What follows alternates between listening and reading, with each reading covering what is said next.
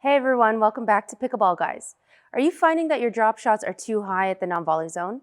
Today I'm going to go over a few reasons as to why that might be happening. Before I get going, just a quick thanks for being here today, and remember to hit the subscribe and bell notification buttons to stay on top of our latest content.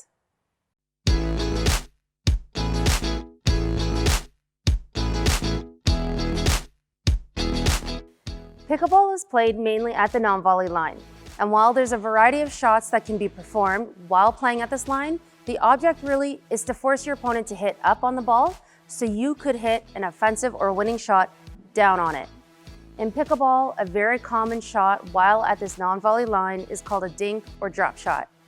This shot is intended to neutralize the play because, of course, a shot that drops into the non-volley zone cannot be volleyed.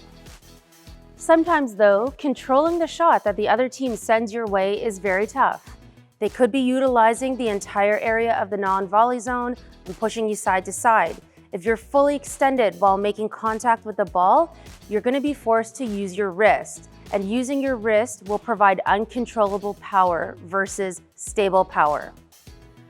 And speaking of wrist flicks, if the ball comes down towards your feet, unless you do move your feet to give your arms space to approach the ball with the paddle facing to the side, then you're actually going to engage that wrist and flick up on the ball once again. The paddle facing down, such as this, only forces the ball to go up again, something we don't want to do.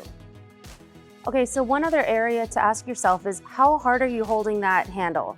If I'm holding this paddle right now at 10 out of 10 at my max pressure, I'm actually going to ease off to about a 3 or 4 on pressure.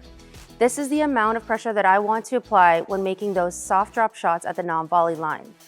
By holding that paddle too tightly, you're actually going to have the ball rocket off the paddle face and not absorb any of the power.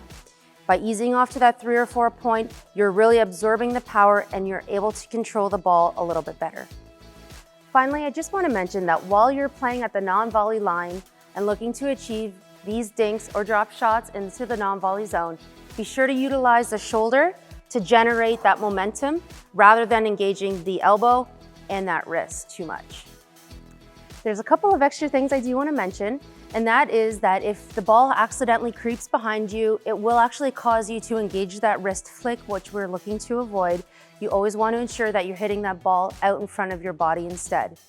And the other point I want to make really quickly is that a half volley, which is when the ball hits off the ground and immediately off of your paddle, will cause the ball to actually cross the net going up rather than descending, which is what we're looking to do.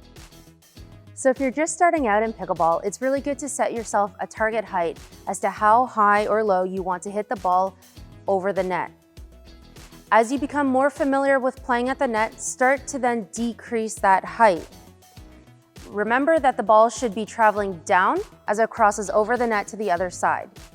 And really, drilling drop shots and volleys at the non-volley zone are really useful ways to increase your control at the net. If you'd like to see some more videos on various drills, drop us a comment in the comment section below and we'll be sure to get those videos up.